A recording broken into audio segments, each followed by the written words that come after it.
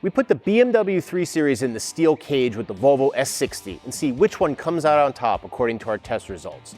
Plus, in our audience questions, we answer if an all-season tire is better or worse than an all-weather tire for someone who lives in Southern California. Next on Talking Cars.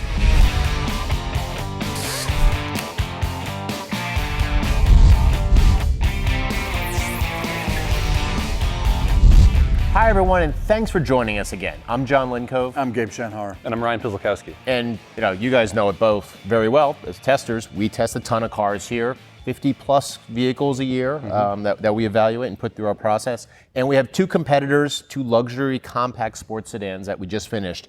The BMW 330i, the 3 Series, and the Volvo S60. Our 330i, quick specs, 255 horsepower, 2-liter 4-cylinder turbo, 8-speed automatic and all-wheel drive. Difference, we got a Volvo S60 T5 Momentum, 250 horsepower, 2-liter 4-cylinder turbo. The whole industry's going 4-cylinder turbos, 8-speed automatic and front drive. So Gabe, tell us why we tested these configurations. My head's already exploding from all these numbers you just data, reams and pounds of data. We always test the most common configuration. So for the BMW, it's the 330i, which is the 2-liter turbo. I mean, there is an up-level engine that's called a 340i, and it has the 6-cylinder. In this category, we tend to test all-wheel drive.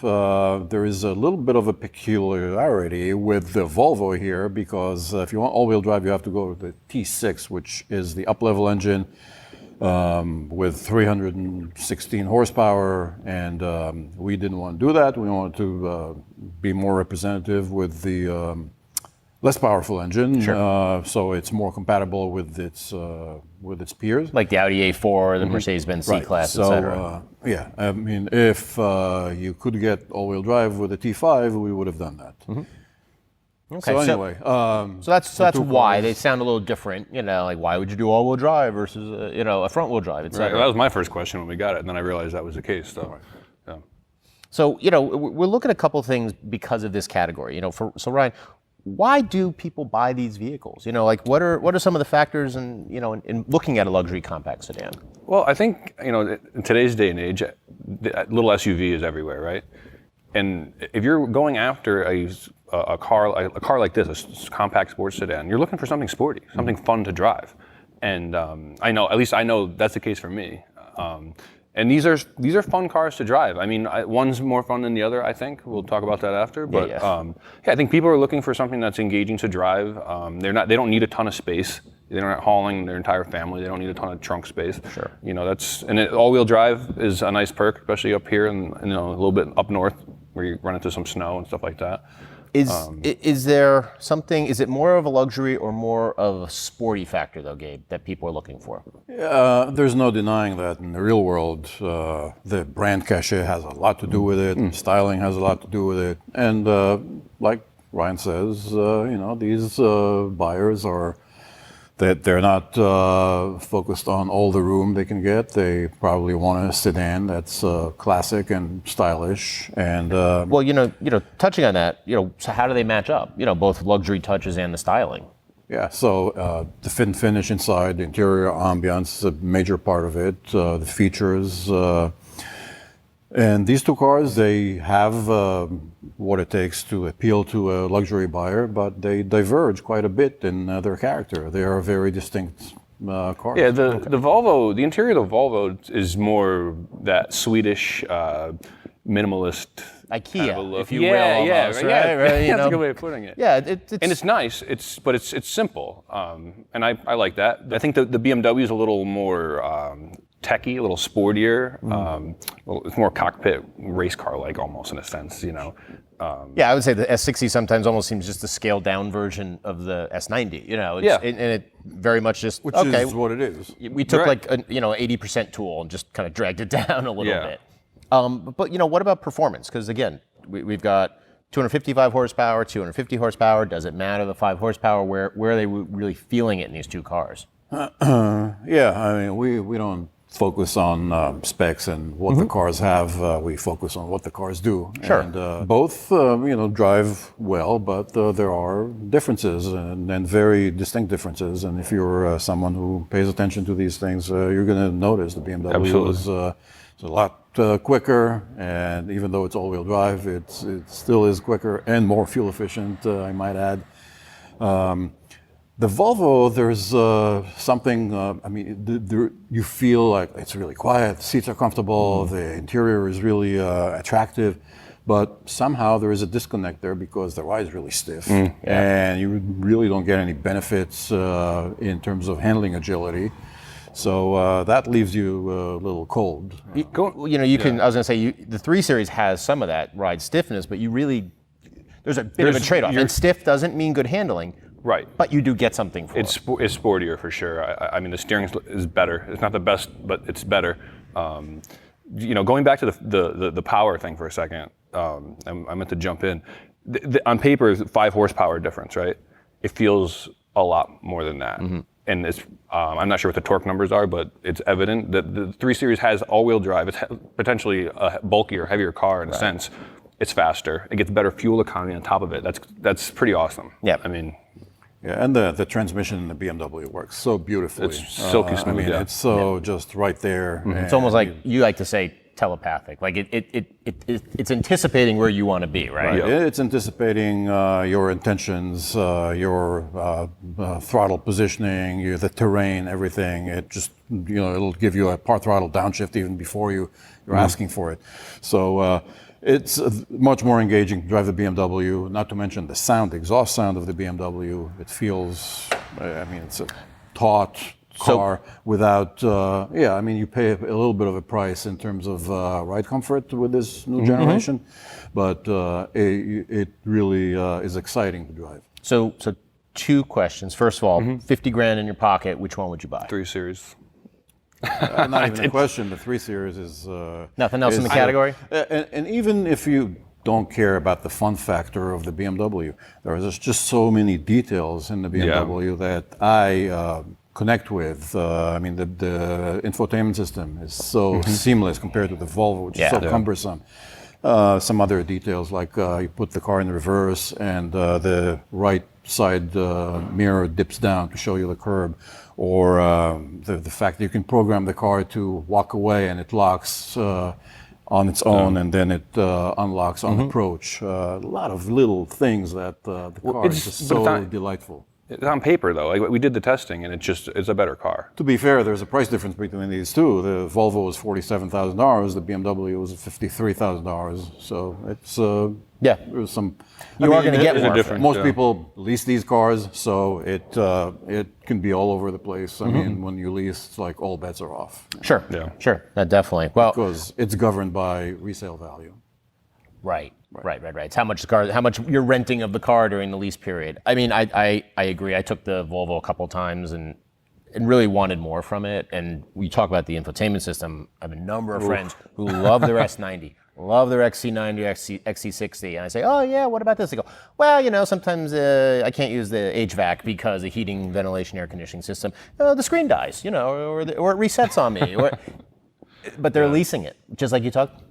They don't care how many times they go back to the dealer because they get a loaner and they're not going to own it 3 or 4 years down the road from there. Yeah, I've heard my fair share of earful of Volvo XC60 owners that say, hey, I love the car, but it looks great, but I still can't figure out how to use the radio. Yeah. Well, we're going to have a lot of that test results on consumerreports.org, so go check that out. So after that kind of elongated segment, brings us to questions, and we really love getting them. The video questions, text questions, send them to talkingcars@icloud.com. We've got 4 really good ones, both testing and reliability this time. So we're going to jump in. First one, Bob has a 2-part question. Part A, I find pronouncements from CR frequently stating that a given car is great for a tall driver, but I find many times it just ain't so. I am 6'3" tall, which is taller than average. Is there a CR requirement that a car reviewer be a maximum height of 6 feet? You're tall. You're the tall guy in the panel. What do you think, Ryan? I'm one of 2 tall guys in the panel, so there isn't an actual requirement. I'm about 6'2". our other tester, is actually just under 6 foot, but he sits like a tall guy. And I know this. Torso or? Yeah, and I know this for experience because my boss, Gene Peterson, and we test tires together. And there's times when we literally get in cars, the same car back to back. Like he drives it, and then I get in and drive it. I don't have to move the seat. He doesn't move the seat. I could a little bit because we're not the same, but that brings me to my next point is even if you're tall, I'm a tall guy, I might not drive it like another 6'2" tall guy. Within those ranges, we have, people drive differently. Sure. They sit differently. This also brings me to, you got to go and sit in these cars. You got to test them yourself. We're giving you guidelines in what we found. But, like to your point, I cannot get in a car after Mike Quincy's driven it. Right. Mike sits very close, very high. Yes. I have to, manually or electronically move the seat back just to climb in. And how you guys are? I'm 6 feet, 5'11", depending if my back is tight or not, And I just have a different driving position. Right. That's the same thing for like you're saying. But he's close to your height, right? Mike's close to my height, yeah. That's the point, I guess. Exactly. I'm making. And that's why we have short drivers, we have medium drivers, we have tall drivers. We have to cover the whole span. So, not that 6'3" is outrageous. I mean, that's a tall guy, normal tall guy, I would say. So you should try it out. Yeah, you can go to the dealer, try these things, Okay. Yeah. So, now we have Bob's Part B question. Same type of topic here. I have a 2016 Toyota RAV4 XLE that I can fit into even with the mandatory sunroof that I keep closed. But the 2019 design seems to have less of both head and legroom. Is this true? Okay, Bob's pretty observant with the new RAV4, right? I'll say. With the redesign of the RAV4, they raised the floor, they lowered the roof, so they essentially shrunk the Honey, I Shrunk the RAV4. Yes. Honey, I Shrunk the Cabin. So they shrank the living space of the car. So there's going to be less headroom. And we saw it in our testing. We did see it in our testing, and also there's more. The step-in height is a little higher. Right, so it's a little more of a lift, particularly for shorter. So for Bob, may be able to fit in all right. He's tall; he can get his leg up there. But as but shorter like driver, we said before, even if you're the same height, it depends. If you're a long torso and short limbs, or the other way around, you're going to have a completely different driving position. Right. So Bob, hope that answers your question. And good observation on the RAV4. We're going to move to our second question. Nick from Los Angeles asks, my Volkswagen e-Golf lease is coming to an end later this year.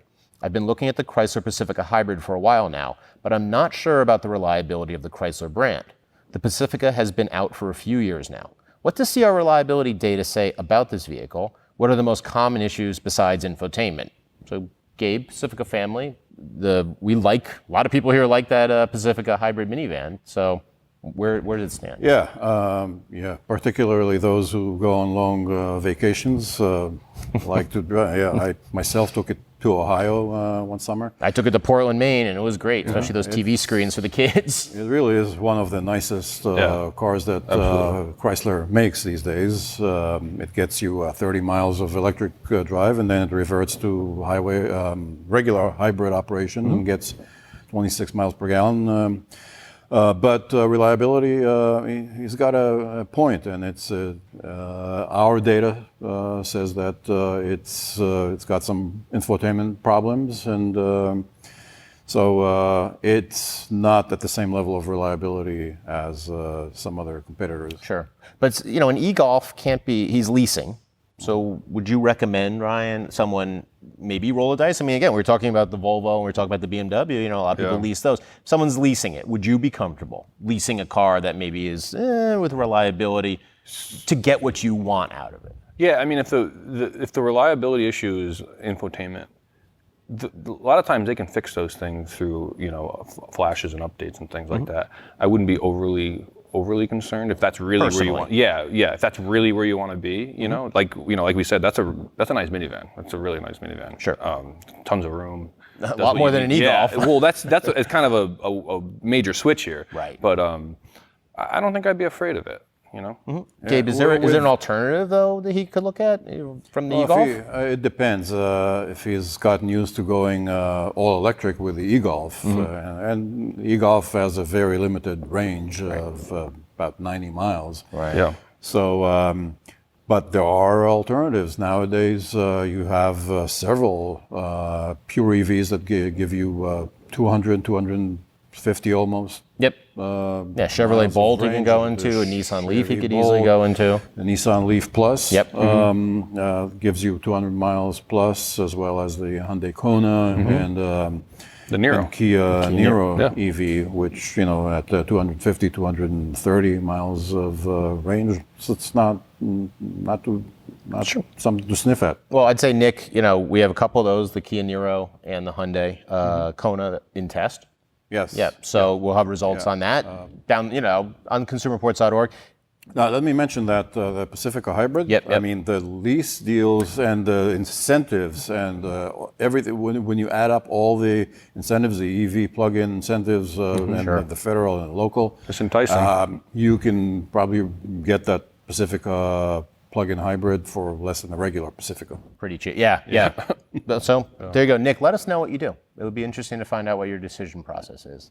We're going to move to another person from the Southern California area. Greg is from Orange, California, and he says, I'm in Southern California and drive to the snow. Well, makes sense. Would it make sense to swap my Subaru Outback to all-weather tires for winter? It sounds like I'd be giving up wet traction for driving around town, but maybe it's worthwhile. It's only about 200 miles a year, but I'd really like something between all seasons and tire chains. Would it be a bad idea to leave all-weather tires on a car during a hot summer? So it is interesting.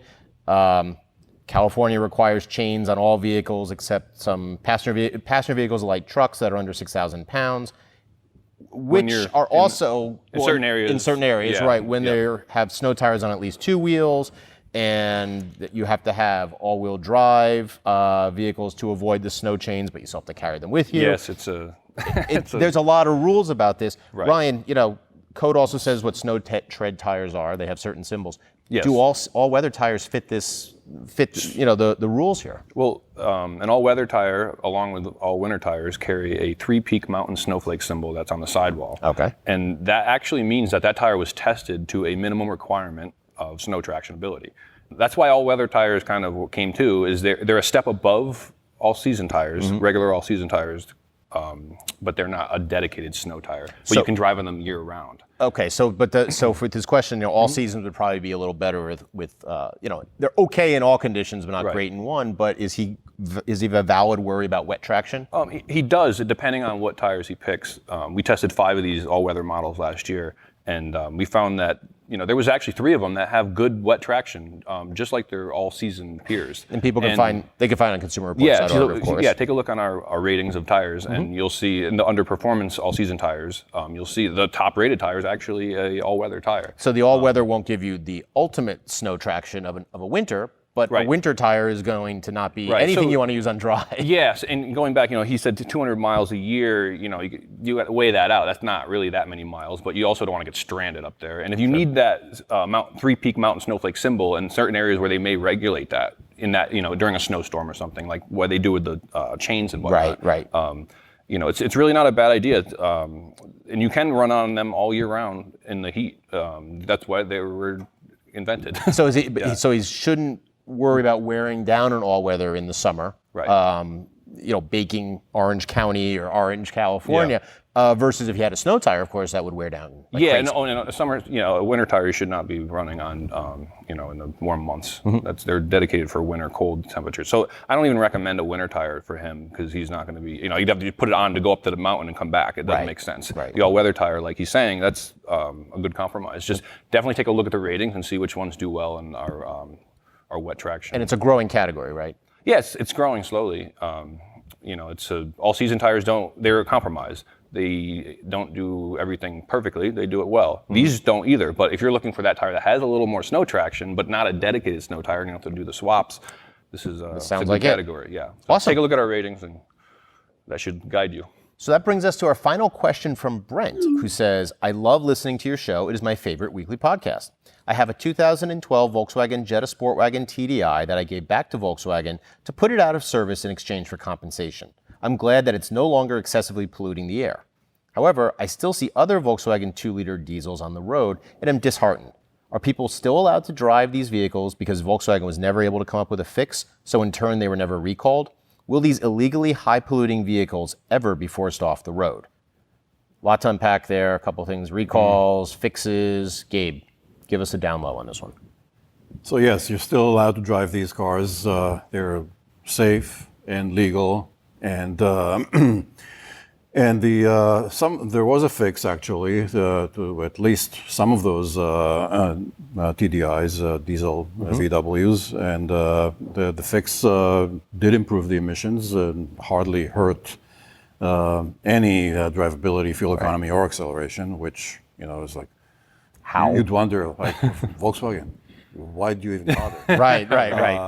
To go through the cheat mode and all of that. There's a lot more expensive than just developing the fix. Right. But anyway, the onus here is not on the customer who didn't do anything wrong. The onus is on the manufacturer. And a recall, as you know, is that's issued by a manufacturer and governed by the National Highway Traffic Safety Administration, has to do with safety. And this is not a safety issue, this is an environmental issue. So 85% of these Volkswagens are off the road somewhere. Either they are in a parking lot somewhere, or they've been taken apart for scrap. So here and there you see a TDI or two out there. Yep. So basically, they're not going to be forced off the road. Right. But there was a lot of incentive for people to. And I guess That cash was pretty good. The incentive was pretty attractive. I mean, it was really slanted towards the consumer. I mean, they got it was pretty attractive proposition to get rid of your VW TDI and have VW rebuy it.